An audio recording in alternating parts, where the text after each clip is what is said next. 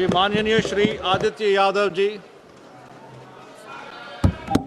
धन्यवाद अध्यक्ष महोदय।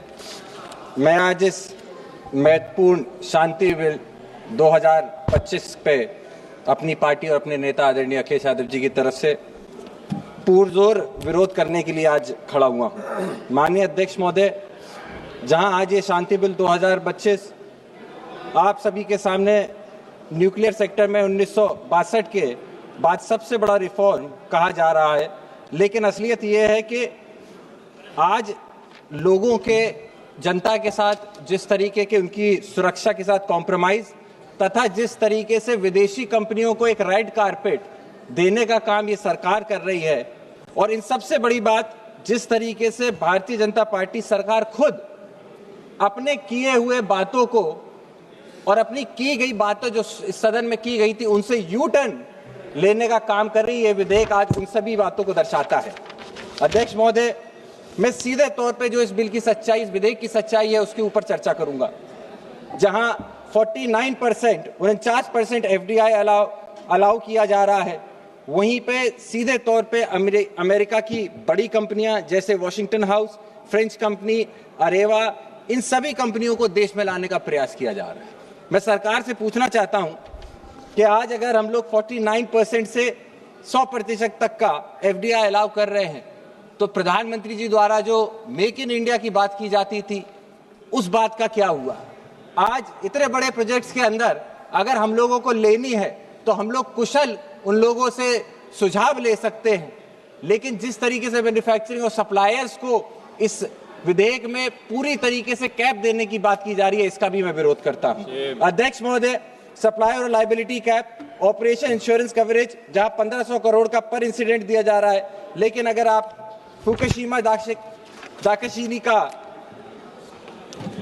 त्रासदी देखें तो जापान में जो त्रासदी हुई थी उस समय पे लगभग $1 ट्रिलियन यानी कि 82 लाख करोड़ रुपए का खर्चा सरकार को देना पड़ा था इतनी बड़ी त्रासदी से निपटने के लिए।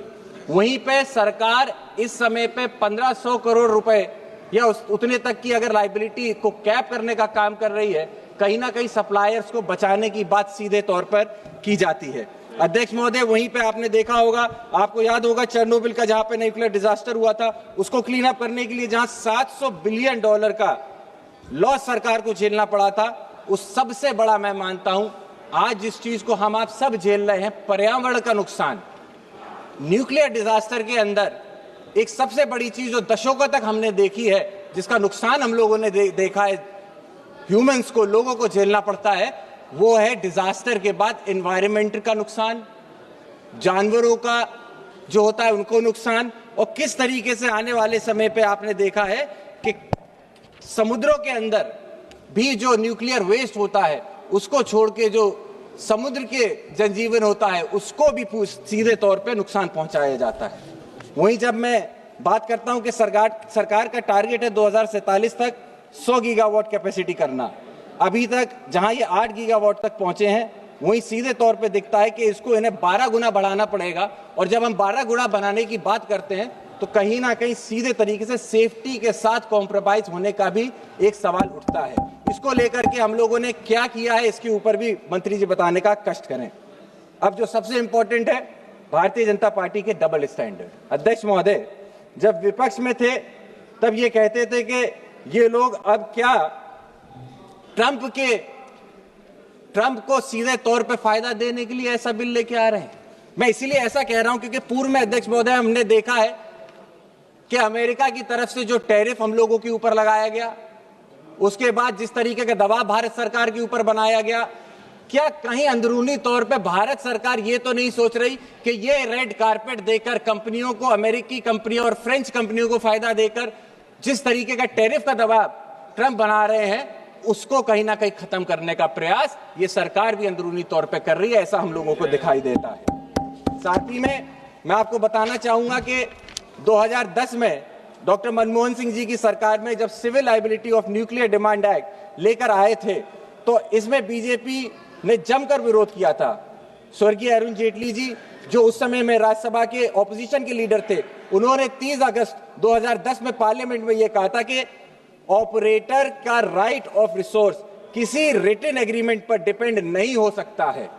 अगर इक्विपमेंट में पेटेंट या लेटेंट डिफेक्ट हो तो सप्लायर की लायबिलिटी होनी चाहिए। इसमें आपको क्लॉज 17B की यूटिलिटी को सप्लायर डिस्ट्रॉय नहीं कर सकता। तो क्या जो उस समय पे 2010 में जेटली जी ने बात की थी, आप उसको भूल गए? अध्यक्ष महोदय, मैं जल्दी खत्म करना चाहता हूं। बहुत सारे विषय हैं। मैंने आपको कहा कि हम लोग बहुत कम विषय पे चर्चा कर रहे हैं। मेरे साथ कई सारे मेरे सांसद हैं जो इस मुद्दे के ऊपर विस्तृत चर्चा करना चाहते हैं। कई सारे पॉइंट्स हैं जिनको हम लोग नहीं छू पा रहे हैं।